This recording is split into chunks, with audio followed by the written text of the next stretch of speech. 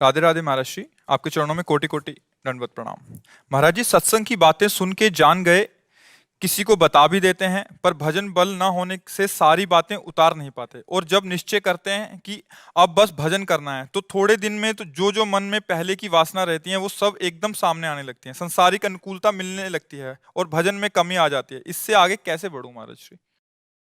जब हमारा लक्ष्य निश्चित हो जाता है कि हमें राधा वल्लभ जी के दर्शन करने जाने हैं, तो बीच में नौटंकी हो रहा हो, फिल्म चल रही हो, झगड़ा हो रहा हो, मिठाई बट रही हो, सच्चा लक्ष्य वाला है कि दर्शन करने के बाद ही अब जो कुछ होगा होगा। पहला काम होगा हमारा राधा वल्लभ जी के दर्शन करना।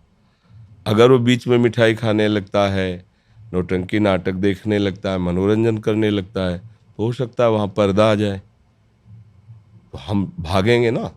तो हमें भजन को ऐसे संभालना है कि हमारे सामने संसार की नौटंकी आएगी, कभी अनुकूल, कभी प्रतिकूल, कभी मिठाई अर्थात प्रलोभन आएंगे, कभी भय आएगा।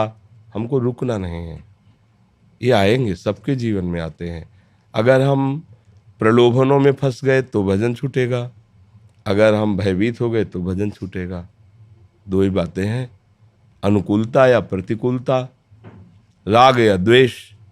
अगर हम प्रतिकूलता अपमान से भयभीत हो गए तो मार्ग छूट जाएगा, और अनुकूलता सम्मान में फंस गए तो छूट जाएगा।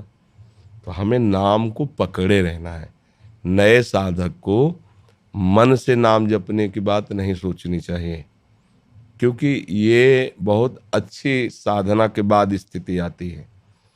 प्राथमिकता हमारी जबान से नाम उच्चारण की पहले काफ़ी समय तक होनी चाहिए। जैसे हमें मंत्र जपना है, गुरु मंत्र मिला है, तो ओठ बंद करके जिह्वा के द्वारा उपांशु जप रहे हैं, और नाम जप करना अपने आप सब ठीक हो जाएगा। हम लोग क्या है, प्रारंभ में सिद्ध आचरण करना चाहते हैं तो नहीं होगा। अब एक दशा है मंत्र जपने की है, चल रहा है, आंखों में वही, हृदय में वही, दिमाग में वही घूम रहा है, चल रहा है।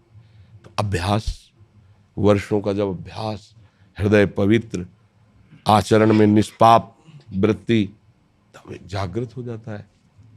और वो आप में भी जागृत हो जाए, वो कोई भी जागृत कर सकता है, क्योंकि सब भगवान के अंश है। तो वहां तक पहुंचने के लिए हमें सावधान रहना है, और जबान से पहले नाम जप करें।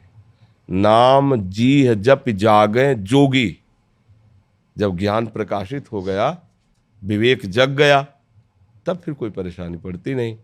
जब तक ज्ञान न जागृत हो, तब तक नाम जप जबान से करें।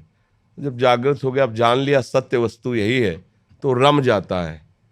हमारा चिंतन वहीं जाता है जिस पर हमारा महत्व भाव होता है, सुख भाव होता है। तो अभी हम अज्ञानी हैं, तो संसार के सब विषय पदार्थ, पद प्रतिष्ठा ये अच्छा लगता है। जब विवेक हो जाएगा तब फिर, जैसे बहुत रंग बिरंगे कांच की मोतियां, लड़ियां, ये सब हैं, आपसे कहा जाए चुरा लो, तो आपको फ्री दो तो हम नहीं लेंगे। चुराने की क्या बात है? 10 रुपये 50 रुपये के बाजार में ढेर सारे मिलते हैं। ऐसे ही मणिगण पुंज ब्रजपति छाणत हित हरिवंश कर गई कंचु। ये जगत प्रभु के सामने क्या है? बोले कांच की मणियों जैसा। और प्रभु क्या है? बोले इंद्रनील मणि श्याम मनोहर। अब मणिगण पुंज, अथाह अपार महिमा युक्त भगवान है। पुंज माने समूह होता है। प्रभु तो ऐश्वर्य के समूह है, एक से एक ऐश्वर्य, एक से एक शक्तियां प्रभु की। तो प्रभु की प्राप्ति के लिए हमें जगत में जन्म हुआ, तो हम कांच न बटोरें। ये सब कांच है।